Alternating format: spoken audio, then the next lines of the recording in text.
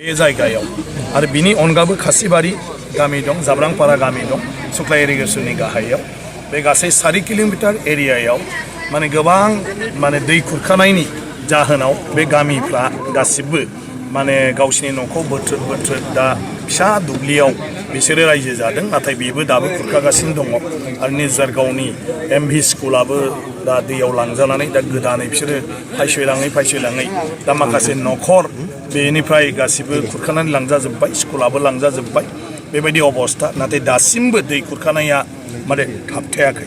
ओंखायनो बिनि रायजो राजाफ्रा आंखौ खावलायबाय थादों जे माबा मोनसे राहा जायो नामा। आं मानाव गेदेर मन्त्रि पीयूष हाजरिकाजों रायलायदोंमोन आरो रायलायनायाव बिथाङा माने आंनो माने मोनसे माबा होदोंमोन, आश्वास होदोंमोन जे जों पार्क'फाइननि होनायनि गेजेरजों बेखौ मावनो हागोन होननानै। ओमफ्राय होमबालाय पार्क'फाइनजोंब्लाबो बेखौ होबथानायनि राहाखौ लानांगौ होननानै बे थांखिखौ लाबाय।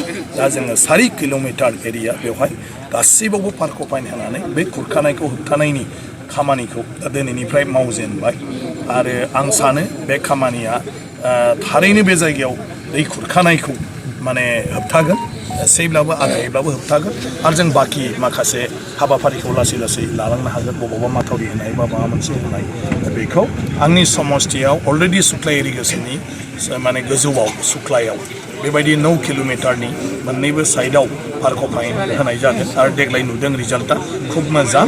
मोननैबो साइडथिं हाया बुखांनानै दा बोरि जाबाय आरो गेजेरजों दैया गावनि लामाखौ लानानै खोब मोजाङै बोहैगासिनो दं आरो बेवहायबो आं सानो बेबायदिनो जागोन।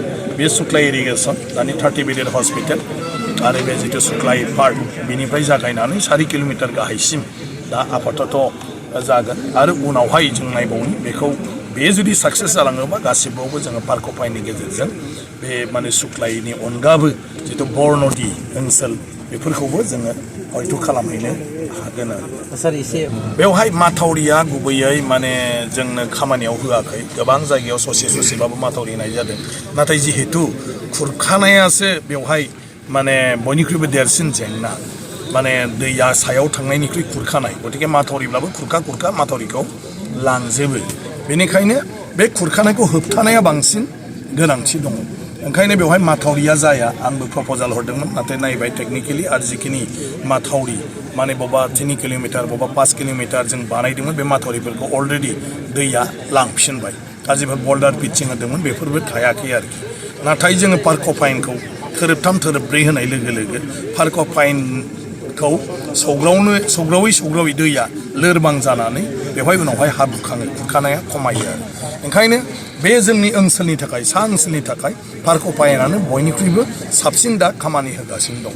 आं सानो बेजों दै खुरखानाया खमायगोन। बेनि उनाव जों जुदि माथावरि खालामोबा पार्क'फाइनखौ बारनानै जों माथावरिखौ उनाव लासैनो होनो हागोन, जाहाथे दैया माने गावनि दाहारखौ खम जानानै लोमनाय अबस्थायावल' थाङोब्ला बेखौ जाहाथे होबथानो हायो। दालाङा मोनसे बेवहाय गोरोन्थियै माखासे एस्टिमेट जादों। माबोरै बिदि जाखो मोनथिया, जे DPR फाथायहरदोंमोन 133 मिटारनिल' सेंसन जानानै फैदों। अदेबानि बेवहाय 200 मिटारनिफ्राय 300 मिटार नङाब्लाबो 250 मिटार नांथारगोन होनदों। दा बेखौ माने फिन गोदानै प्रप'जाल हरनाय जादों। गतिके बे जायोब्ला आं सानो बेयो सेंसन जागोन। खिन्थु अलरेडि 133 मिटार गोलावा सेंसन जाखानानै दं। ओंखायनो आं खावलायदों डिपार्टमेन्टखौ जे बेखौ मावग्रोनांगौ आरो बाखिखौ उनावहाय एक्सटेनसन खालामबाय थानांगौ। बिनि बादैबो बे लामाया अलरेडि आसाम मालायाव प्रप'जाला थांबाय। तामुलपुर बे दानि मेडिकेल खालामनायनिफ्राय लानानै जोंनि माने माबासिम मा होनो नावकाटासिम आरोखि। गतिके बे लामाया एबाराव सेंसन जानांगौ आरो बे सेंसन जानाय लोगो बिनि जिथु मेजर लामा माने जोंनि सानजा आरो सोनाब थांनाय हान्थिनायनि बियो गैया जागोन। बे लामाया बरमानिफ्राय फैनानै तामुलपुर पुरान तामुलपुरनिफ्राय थबस' बारस'नानै बे माने कलेज सेरजों बे माबायाव फैगोन कसुबारिनिफ्राय बियो ढेकिपुटानिफ्राय बियो नावकाटा आरो नावकाटानिफ्राय बियो थांगोन भेरगाव टंला, बेनिफ्राय उदालगुरि लामायाव बियो नांहैगोन आरो बे बयनिख्रुइबो सर्टकाट बरमानिफ्राय थांनानै उदालगुरि तेजपुरसिम थांनाय लामा जागोन आरोखि बेयो गेजेरजों। गतिके बे जायोब्ला जोंनि बे जायगाया रांखान्थियारि भाबैबो गोबां मोनसे सोलायनाय फैयो।